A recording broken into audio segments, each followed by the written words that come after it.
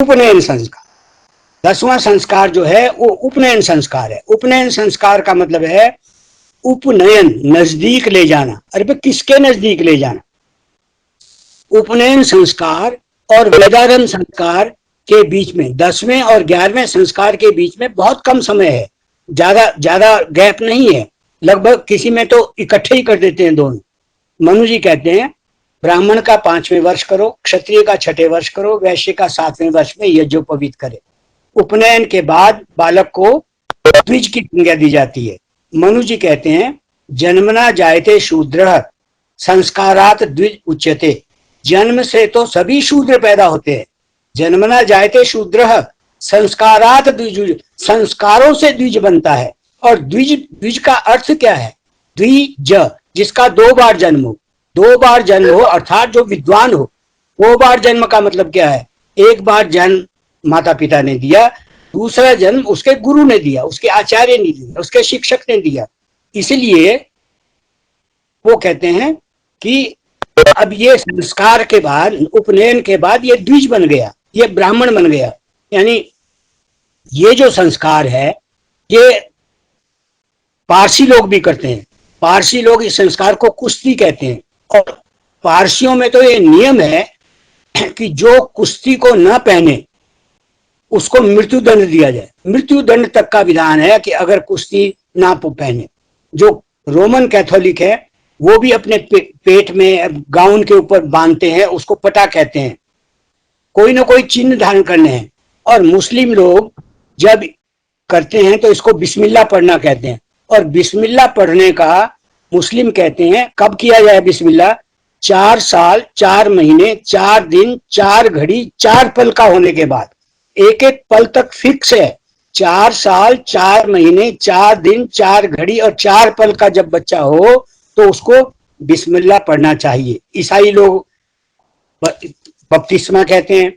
बपतिस्मा यूनानी भाषा का शब्द है, का अर्थ है रीजनरेशन, या रीजनरेट हो गया। रीजनरेट हो गया मतलब द्विज बन गया, ब्राह्मण बन गया।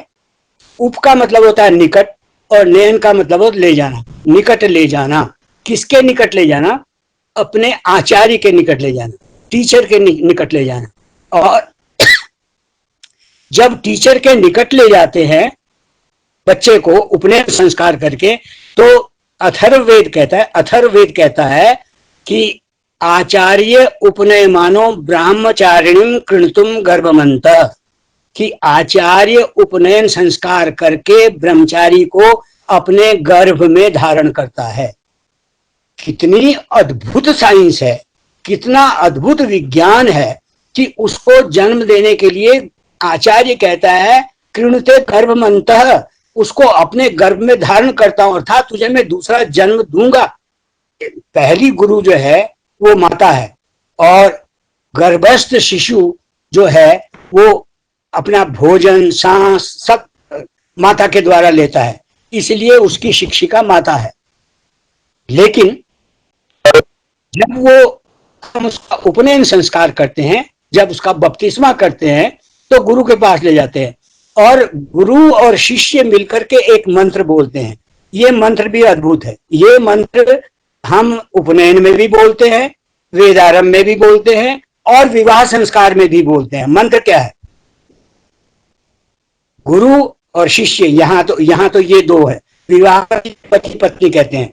वो कहते हैं मम व्रते ते हृदयम दधामि, मम चित्तम अनुचित्तम ते अस्तु, मम वाचम एक मना प्रशस्त प्रजापति स्वा नयनक्तु मह्यम। मेरा हृदय तेरा हृदय हो, तेरा हृदय मेरा हृदय हो, मेरा मन वचन तेरा मन वचन हो, मेरा कर्म तेरा कर्म हो। ये आचार्य और शिष्य के बीच की बात है जब उसका उपनयन कर रहे।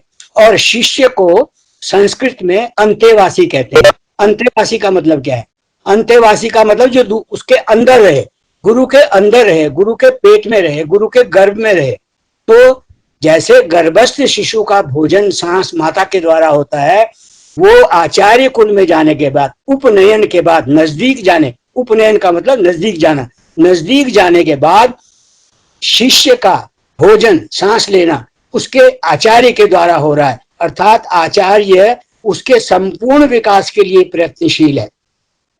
हर व्यक्ति के ऊपर 3 ऋण है, और 3 ऋण कौन से हैं? एक ऋषि ऋण है, एक पितृ ऋण है, एक देव ऋण है। ऋषि ऋण जो है वो उस ऋण से हम उऋण होते हैं जब हम ब्रह्मचर्य आश्रम में वेद को पढ़ते हैं, और पितृ ऋण से हम तब उऋण होते हैं जब हम गृहस्थ आश्रम में जाते हैं और संतान या वंश को हम आगे बढ़ाते हैं। और देव ऋण से हम तब उऋण होते हैं जब हम वानप्रस्थ में जाते हैं और देश सेवा करने के लिए व्रत संकल्प लेते हैं। तो बंधुओं, जो यज्ञोपवीत है ये एक प्रकार से पुराने वस्त्रों को छोड़ करके नए वस्त्रों को धारण करना है, और विभिन्न कर्मों के समय विभिन्न प्रकार के यज्ञोपवीत का विधान है। और जैसे यज्ञोपवीत को निवीति कहते हैं, उपवीति कहते हैं, प्राचीनावीति कहते हैं, क्योंकि ये जो यज्ञोपवीत, इसको यज्ञ उपवीत भी कहते हैं क्योंकि यज्ञ में बैठने के लिए इसका होना आवश्यक है। इसको ब्रह्म सूत्र भी कहते हैं, इसको यज्ञ सूत्र भी कहते हैं, और इसको व्रत बंध भी कहते हैं। तो उपनयन संस्कार जो है, जब बच्चा गुरु के पास जाता है इसलिए उपनयन है, यज्ञ करते हैं विद्यार्थी इसलिए यज्ञ के द्वारा वो प्रतिज्ञा तो अधिकृत होते हैं इसलिए इसको यज्ञोपवीत कहते हैं, और इससे अनुशासन और व्रतों के पालन की प्रतिज्ञा में विद्यार्थी बद्ध होता है इसलिए इसका नाम व्रत बंध भी है। ये विधान है कि कपड़ों के ऊपर पहना जाए सोशल रिकॉग्निशन के लिए, और जो न पहने हमारे शास्त्र कहते हैं उसे सावित्री पतित कहते हैं। ये जो पवित्रम परमम पवित्रम प्रजापते यह सहजम परस्तात् प्रतिशुग्रम यज्ञोपवीतम बलमस्तु तेज। वर्ण यानी हमारा वर्ण निश्चय हुआ जब हम विद्यार्थी से द्विज बन गए। वर्ण का निश्चय किस समय हुआ?